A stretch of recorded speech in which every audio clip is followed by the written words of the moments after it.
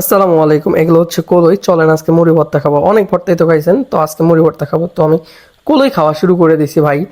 যে কলই খুলছি, কলই এতই মজা লাগে যে খাওয়া শুরু করছি, এটা কোন জায়গায় কি বলে জানি না। তো আমি এখানে মুড়ি ভর্তা বানানোর জন্য কিছু উপকরণ নিয়ে নিয়েছি: শসা, কাঁচামরিচ, আদা, তারপরে সাথে নিয়ে নিয়েছি ধনিয়ার পাতা। এগুলো সব অ্যাড করার পর আমি হচ্ছে এগুলো কেটে নিয়েছি। কেটে নেওয়ার পর হচ্ছে এই যে দেখেন, এখন আমি মুড়ি ঢালবো। কারণ এই কলইয়ের সাথে যে মরিচগুলো আছে এগুলো আমি হচ্ছে কামড়ে খাওয়ার জন্য রাখি, এবং এর উপরে আমি মুড়ি দিয়ে দিই। আমাদের এই মুড়ি ঢালার পরে আমরা হচ্ছে মুড়িগুলোর মধ্যে আমাদের সকল উপকরণ দিয়ে, যেগুলো আমি এখন দিচ্ছি দেখতে পারতেছেন, এগুলো দিয়ে হচ্ছে আমরা মিক্স আপ করে নেব।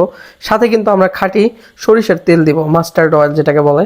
সো মাস্টার্ড অয়েল যখন আমরা মিক্সড আপ করি, এটা অনেকগুলো পড়ে গিয়েছিল, বাট মানে যখন বেশি হয়ে গেছে আমি আর কমাইনি, কারণ বেশি হলে সমস্যা নেই, ঠান্ডা লাগলে উপকার আছে। সো এই জন্য আমি আর তেলের পরিমাণ কমাইনি, তেল সবগুলো দিয়ে আমি মিক্সড আপ করে নিই মুড়িটা।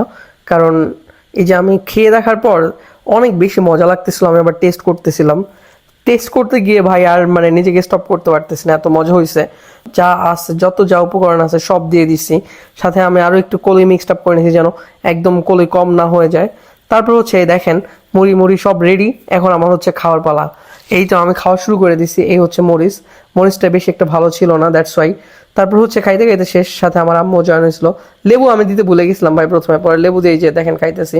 সত্যি মজা লাগে। এখানে আমার উল্টা হাত দেখা যাচ্ছে, আবার কি উল্টা হাত দেবেন। আল্লাহ হাফেজ।